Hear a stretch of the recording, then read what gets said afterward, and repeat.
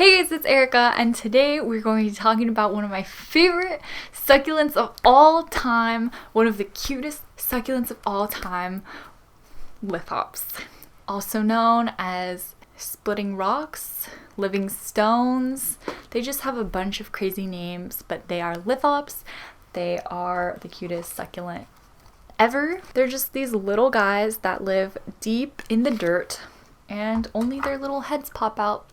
And they come in so many different beautiful colors. I'm trying to collect them all. So these guys are really well suited to people who tend to underwater like me, because they literally need to be watered like less than once a month. So they're really good for people who kind of just want a little plant but aren't really into like the taking care of the plant part. You could just kind of leave them there, forget about them, but also kind of admire them during the time that you're forgetting about them, and water them like 3 times a year, and that's it. The reason why these plants need to be watered so infrequently is because of their funky little growth cycle. These guys are just, I cannot express my love for them. But they have just like this little growth cycle, and we're gonna start after with a fresh plant. Okay, there's a fresh plant. This is during summertime, and he's just living his little life, and you're watering him, and he sprouts a little flower, and you're watering him, and then the flower dies, and you stop watering him once the flower dies, because once the flower dies, a new little baby is growing inside the plant. You can't see it, but inside here, there's going to be a little baby growing. It's going to start popping out during the springtime. It's going to come out from the little crevices of, the split part in the split rocks. And then you're going to have a new plant, and the old one is going to shrivel away.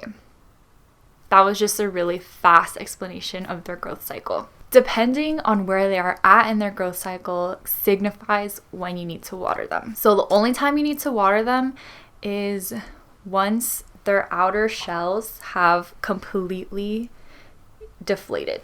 So you can see here, these are like the little outer shells. This is the new plant, this is the old plant, and these are still pretty plumped up, and these outer shells are giving moisture to this guy. And pretty soon they're just gonna crumble away and just completely deflate. And once that happens, then you can water your plant, because it no longer is getting moisture from the old part of the plant, so you can give it water. And you only need to water it like once a month, once that outer shell has completely depleted its water resources. Then it's gonna start sprouting a flower kind of in late summer to fall. The flowers are so pretty, by the way. They're white or yellow, and they kind of look like daisies or dandelions, and they're just one of the many reasons why this plant is like the best succulent ever. And once the flower dies, that is when it starts putting its energy into making a new baby plant, and during this time you do not want to water it at all. So during the winter, it's kind of putting its energy into building a new plant, and then in the spring the plant will start to pop out. And let me show you one that's kind of early in the cycle. This guy, you can see little babies coming out. This one, it's farther along and coming out, and this one kind of has depleted all its outer resources. And then kind of getting more in depth into their watering schedule, you can see that the ones that I showed you, these lithops are in the same pot, but they're kind of in different stages of their growth cycle. So this is kind of a more difficult situation, which is why it's a little bit easier to have less lithops in one pot than having a whole bunch of them together. But when this happens, you can pretty much water them with a little dropper just in that one section. For example, this little guy looks like he's ready to be watered, but this one is in no way, shape, or form ready to be watered. So I could just get a little dropper and water that one little lithops and kind of steer clear of the one that doesn't need water. A way to tell that your lithops needs water is if it will start shriveling. But a shriveling plant also means that it could be, depleting its water source to its new growth. Or it could just be your lithops is thirsty. So you kind of want to make sure that you know what stage of the growth cycle your plant is in before you water it. So since now is springtime, I know that this is when my little lithops are kind of sprouting their little babies. And if they're shriveling, it's probably because they're just sprouting a new baby. And if this happens in like the summertime, then I know that's because it's thirsty. And also a plus that is for lazy plant parents like me is that they do not really need to be fertilized. So you just gotta not even think about that. They rarely need to be watered, they don't even need fertilizer, and they rarely need to be repotted, which is all good. But for their soil requirements, if you do want to repot them, I would say to stick to something that is not very organic.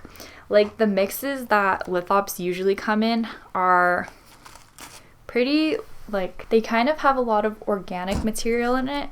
But if I were to repot these guys, I would definitely go for more inorganic types of materials like perlite, pumice, sand, and I would not recommend to use coco coir for these at all. And when I eventually repot these, I'm just going to use 100% pumice. And I'm just going to have them living in 100% pumice. When you repot them, you also want them to be in kind of a taller pot because they do have really long roots. And you can see here that they're already kind of gathering at the bottom. So I would definitely put it in a taller pot than the one that it's in. And yeah, they're so easy. You don't even need to make a soil mix for them. You just give them 100% pumice and they'll be good. And these are kind of a plant that you can put in a bigger pot because as they grow, they'll kind of like multiply and get bigger, and you don't need to repot them often. So you can just have them in a container, like a bigger container, not huge, but a bigger container than you would normally a plant. And they can just kind of fill up that container as they grow. And you don't need to worry about repotting or anything like that. It couldn't be any easier unless you're someone who really likes to tend to your plants, because you're gonna have to really hold yourself back on this one. All right, for the sunlight requirements, they do need a lot of sun, and I would say to give them direct morning light and then indirect afternoon light. So really good windows for these plants are south facing and east facing. If you have a south or east facing window, those tend to get like direct morning sunlight, but in the afternoon it's not as direct, but they're still getting a lot of sunlight. And the reason you want them to have a lot of sun is because it keeps their beautiful colors. Imagine if I put this guy in an area that's too dark, he's gonna lose his beautiful colors, and that would make me so sad. And also you can tell when they're not getting enough light if they're kind of really stretching out of the dirt. So like if they start looking like this, and the reason this one looks like this is because I dropped him, so he's missing a lot of soil. I dropped him when I bought him in a video, but he's fine. But that's why he's looking kind of stretched out like that. But when they start looking like this, that's kind of when you know they need more sun, because usually they're kind of flatter against the ground instead of like poking up everywhere. But they do start poking up, just not super exaggerated. If it gets really exaggerated and they start losing color, then you know that baby might need a little bit more sunlight. And grow lights are also good for these plants. I keep this one in grow lights, so they still do well in grow lights as well. The rest of these plants I keep in a south facing window. They sit directly on the window ledge, and they really love it there. They just look so good. For propagating this plant, there's not really like a way to truly propagate them. Like if I were to take a cutting from a plant, like you can't do that for lithops, unfortunately. The only way to propagate them would be to split them. These are commonly kind of grown from seed, and that's how people get more of them. There's a way to harvest the seeds from the flowers, and when mine flower, I'm 100% gonna try that out. But so far I haven't tried it, so I don't really have advice on that, but I'm really looking forward to trying it out and growing baby lithops from seed. That would be just amazing. I've also been asked how I choose out my lithops at the store, and honestly I kind of go for the ones that look very healthy. They don't have any scarring on them. Like this one I have here, you can see this guy has a little bit of scarring right there, and normally I wouldn't buy one that looks like this, but I really love the color. I've never seen this color before, and it was the only one like that, so I went ahead and bought it anyways. And it's just gonna split and those leaves are gonna go away eventually, so it's fine.